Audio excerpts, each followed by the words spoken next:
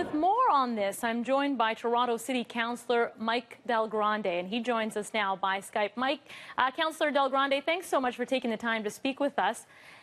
What specifically do you want to see happen at this point in terms of the mayor? Well, what I want to see happen, on not just the mayor, on everybody's behalf, is that Toronto be put first and foremost. And that applies to the mayor, it applies to the media, it applies to the politicians. We need to put Toronto first. And I think a number of us aren't contributing to making Toronto first. Well, what do you think the mayor needs to do to put Toronto first? Well, I think given the daily reports, I mean, today I picked up the paper and he was drunk on St. Patrick's Day and there was an episode at the security desk, et cetera, et cetera. There obviously is an issue. What that issue is, I'm not privy to it, but I think the focus needs to be moved away from the City of Toronto day to day, and I believe the mayor needs to step aside and get that sorted out. Councillor, you were the city's budget chief for 2 years, and now you've stepped back in some ways. What's motivating you to speak out at this time and say that the mayor should step aside? Well, I've said the truth eventually gets out. It may take some time, but it eventually gets out. There have been too many red flags that have gone on, and some of them are excusable, some of them are fabricated. I've done my due diligence on some of those issues, making independent inquiries. But obviously, something's not quite right. And when you're in political office, you have to set a higher standard.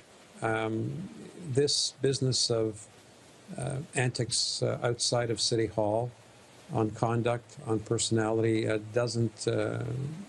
It impedes the work of City Hall. Councillor, I feel like I can hear it in your voice. Is this tough for you to come out and say that the mayor should step aside? It's extremely tough because both the mayor and his brother, they're quite affable when you capture them at a particular moment. They're nice guys. But as I've said, I don't know what goes on behind closed doors. I haven't been privy to that. I've read the police report. I've spoken to other people, etc. And the conspiracy theory plays for a bit, but not forever.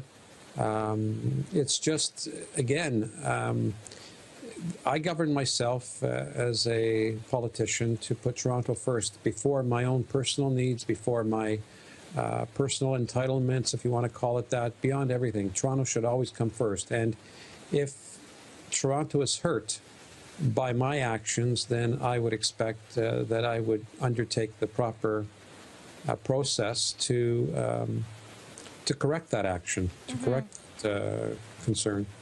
Mike, what do you think it will take at this point for the mayor to step aside? Well, I think the family is quite close. The mayor's brother and the mayor are a good team together. And I think it's going to take the family to sit back and look at the pros and cons and what's been going on. You know, he's being hounded. There's no question about that. It's a lot of pressure, and normal people would have broken at this point. But he's got really tough skin, and I don't know how deep that skin goes. Mike, I'm almost out of time, but I just want to ask you quickly, for the citizens of Toronto, what do you think, if they're concerned, what should they be doing at this point? Well, I think obviously we need to hear from all citizens. The mayor needs to hear it. Council needs to hear it. The city needs to talk about it. No question about it. It's controversial. But as I say, all of us need to take stock that what we do and how we do it needs to reflect positively on our city, on the world stage. Councillor, I want to thank you so much for taking the time to speak with us. We really appreciate it. Thank you very much. That is Toronto City Councillor Mike Del Grande joining us by Skype.